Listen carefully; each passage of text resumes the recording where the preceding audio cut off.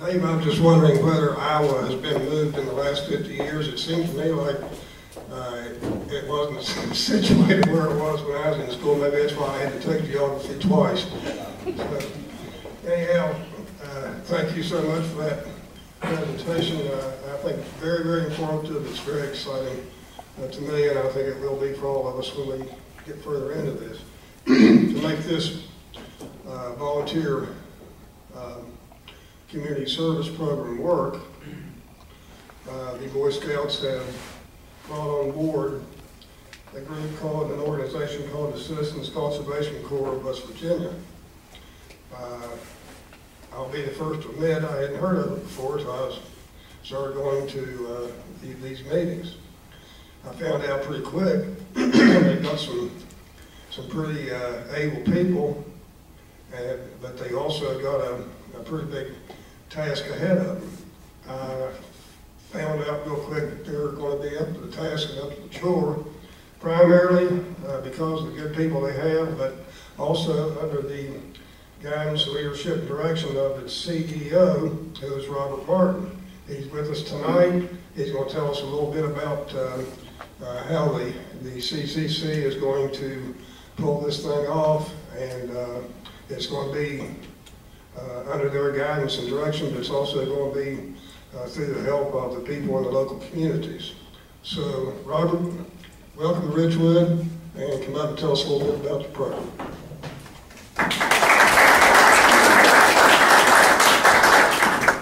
Thank you, Mayor McClellan. Good evening, Ridgewood. Good evening. I'll tell you a little bit about the CCC. Some of you may know a little bit about the CCC. We are the grandchild of the original Civilian Conservation Corps.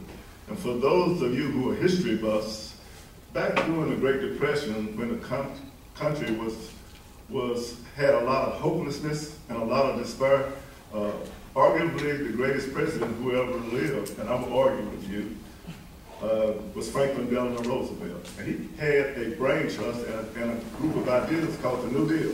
And one of my favorite programs of the New Deal was the Civilian Conservation Corps, otherwise most famously known as the CCC. So what did the CCC do, and who were they? The CCC was young men between the ages of 16 and 26 years of age. And what did they do? They went out into the country, into the countrysides, and they planted 3 billion trees. They built trails. They built roads. They built sewer systems. They laid water lines. They created national parks. They restored hope within communities. And how did they do that? They worked for a meager wage of $30 a month. But guess what? Franklin Delano Roosevelt mandated that $25 of their $30 wage was sent back to their families so that those families could help buy goods and re-establish a strong community. So this was a great, great program. So the difference between the CCC of old and the CCC of today is that there were only young men. So I'm happy to report to you that we have evolved a little bit. And, you know, women's rights and all that sort of thing. But pretty much, there are females and everyone is accepted into the CCC these days. And you might ask, where can you find the CCC? Well, our banner project, and some of you may know a little bit about it, is called the West Virginia Courtesy Patrol that came into existence in 1998 under the Underwood administration. And those are the white trucks, Ford F-150s, that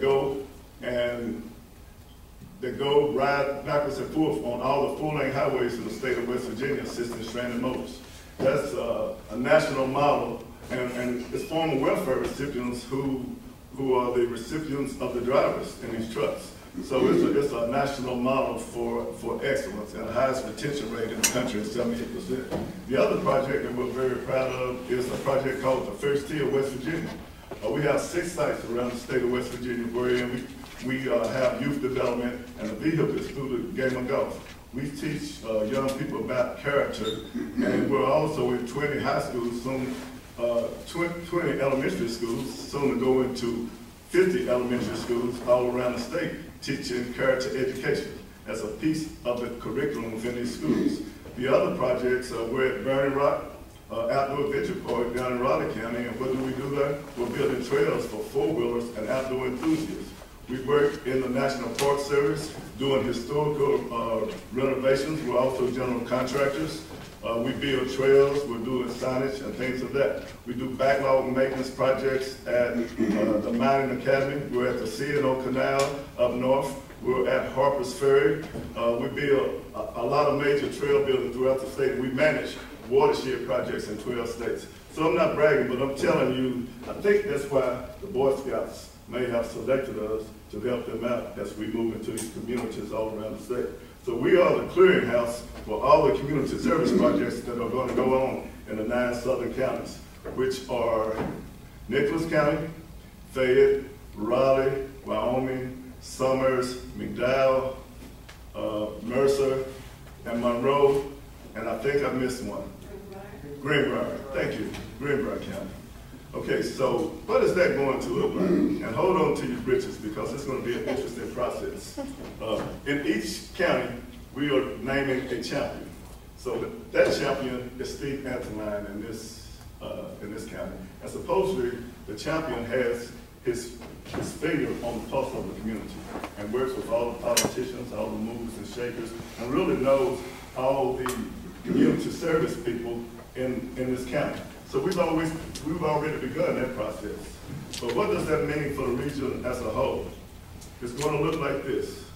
Each day, for 5 days, the Boy Scouts are going to put 8,000 young people on approximately 245 buses going into 9 counties doing 20 to 25 projects per day. Monumental task. So that's why we're here this evening.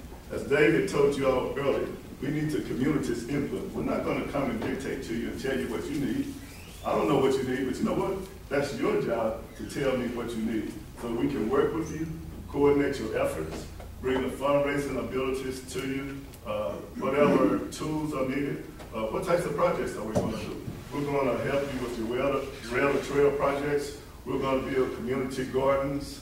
We're going to do some demolition. We're going to work with Habitat for Humanity, weatherization, demolition. We're going to be on your creek banks, looking at wildlife habitat, you name it. I mean, think outside of the box. And we'll work with you and work with the Boy Scouts to determine how we're going to get into the counties. So 20 to 25 projects per county. So that means that approximately every morning at around, I guess the buses hit your county door at about 9 o'clock. You are going to have about 25 buses with 40 people on each bus coming to do those 20 to 25 projects. A huge undertaking. So hopefully you're excited about this. This has been referred to as a game changer. This is one of the first times ever that we're going to have an opportunity to do something of this magnitude and have people to come in and supply the labor to help us revitalize our communities. Now, it's not just going to be the Boy Scouts. We're going to work with the National Guard. We're going to work with engineers. We're going to bring the CCC is going to work with church groups. We're going to work with the high schools, with community colleges, with our universities. And we're going to bring an additional 25 to 4,000 volunteers outside of this state into West Virginia to assist us. So that means roughly you have about 1,100 people on the ground per day. But it's up to you all to work with us to pre-plan these projects. When those young people get off of those buses, we're ready and waiting. Hopefully that's not asking too much, okay? So I'm not going to steal Steve Ferguson's thunder because he's going to tell you really what that means to Nicholas County. So hopefully I told you a little bit about why we're here. Join us in the process. I'm looking forward to you. Thank you very much.